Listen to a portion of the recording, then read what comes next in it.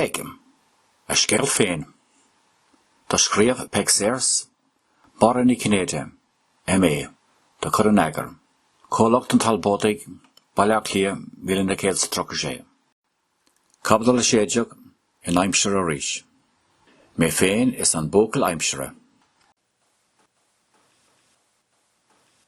Maidin Saharan is a sachan arig. Vi fyrsiagus fodder an dawn fe arati.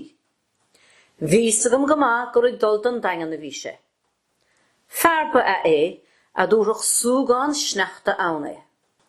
Timpla dehachlog gav sé an kapel. Cabin tú dolan jof, sa mishe. Fiachan mualach ein soort buchalilum session. Tá mórán le dianamh an tráisiad an bhliain. Is dá bhain ein duine a lenach an capel hain. Achas dacariad áil mar tá srac ortha. Agus rodelle, bhailam cud an olach a hógant díitsa. Gugure dia gianna mahasadit I gcónaí sa mishe. Ig bhualalum suas casán coil a bhí idir an tig agus an cúl garí. Bhí ben na tí olaf san amsa, chun bheile na chois. Mar níor bhaile a bheith ina éanar, nuair a bheith an capelige. Ach bog nach leis an incin bheitsa le cheann go minicige ag tacht ó nagan. Is dá bhrí sin, bhíoh si anna imníoch na héamh. Nuair a bhíidir olaf, haring sé strá méid den ip an gapel, agus as go brach leo. Dar nói, níor bhar lumsa rud do. Mar ní bhíoh mórán swainise gom ad sa bhíoh brídín os ma chóir. Ní gcónaí bhíoh sí sásta. Bhí sí crín ciapánta. Agus go dain, is tócha gur minic a bhíoh smut an chearta ce chúmsa. Ach péisgiile, bhí an tránónacha san ámar iladar, agus balcar a buachala lena gois. Nuair a tháinig fearatí isteach, a dóileat ná go bhfuire sé session, agus sort leicha sér. Manam go bhfuil sé gut sa mishe. Balcar a town láidir. Tá, agus ní bheith erad ibre ortsa inis le cúnamh dé. Se, nuair a bhíonn sa péir olaf, hí mar síos, agus bhí mar igithe agus I ggóil go súáilcach I damta chéile. Bhí sort irim don bhuachar, tásagat. Seanna cola sethe, gach nuíocht I dig is éis mó a aon cion. Níor lena hibre san isis, cegur vinnic a chaine bheith túirt cabhrach dóibh in gnóthaí áirithe. Is bín mórán le déanamh ferimióí san arach.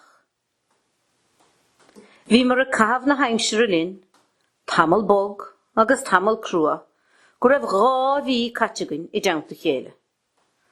Pusachán díal ba an buachal, agus is minic nach mímis a raon buach dá chéile.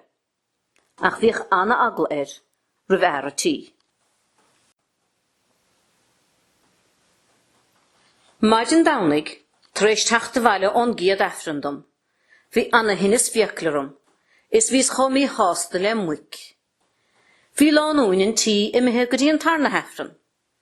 Hasta gweim an tine a adú, agus dúirt mé leis an muachil, a bhí na heasamh sa doras I cur tabac na fipa. Bír dóg bhóna a thuirt chúm ón grúach. Diach sé rum go citrúnta agus dúirt, níd am a chúramsa cúram chalín. Ní éan sé orta mar meach an tinnas fiacle a bhfuilim as ma bheurige. Sa dial tú héanis diacla lufa session. A ghuine, hánig rauta ferrigerum mar ghuin an chaint nefrú a bhéalach sin mé. Rugus chornapa bog lufa a bhí le meis is thugus fé. Is cámhfuil hinne ná crín díirech isteach bail na cluise. Yen preseacht an tornapa a le cheann. Is manam, dá sách sé mé nar iadas gan gáire fé. Cenar bhahan dó hín san amsanne, mar rúise chúm agus a ghoran dúntaige chun mé a bhla. Seachan a garsúin is ná buil mé, nu is taindit sa mishe. Bhui sé go muailean dialda le héadart sisin agus dúmpa sé bham. Thógus liom an bhrdóg, is chasadum leis an móin, bhí sé mo chuinean doras amach, agus bertáin féna ascalige. Se bhóchail sa mise, má bhí fiaclú lufagam sa ó chéanamh tá lecheann lufa agat san isis, mar bhí rian an tarnapa fós a lecheann. Níor labhair sé focailm ach púic a chuir hain. Bhí a cheann chó dearag le cleach turcaí le racht ferige. Nuair a tháinig fearatí a bhaile, ghlaigh sé an mhuachail, chun an chapal a scor, ach má bhairg. Ní raibh an mhuachail le fáil, ná fis a thuairisce. Ní raibh disagan cá raibh sé mithe, ach a bhain go raibh a hanabhalca sí ordathe chun siúlige. Cé go raibh áras an dain ag benatí gur achrannéigin a bhí idir mise agus é héin, manam nar thugasa piúc ólaiste, ach liginte é áil amach ó dhuine éigeile.